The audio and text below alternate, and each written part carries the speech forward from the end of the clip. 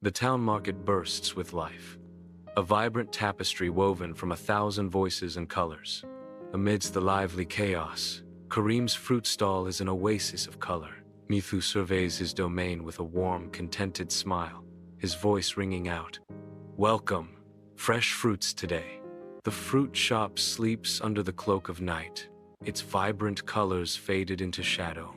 A lone thief lurks, his eyes gleaming with greed as he navigates the silent aisles. Suddenly, Mithu's piercing cry shatters the silence. "Thief! Thief! Don't touch! Don't touch!" Mithu's cries echo through the neighborhood, drawing neighbors from their homes. Neighbors form a human barricade around Kareem's fruit shop, trapping the thief. Kareem shuffles out, relief washing over his weary face as children offer Mithu a sweet tribute of mangoes and bananas.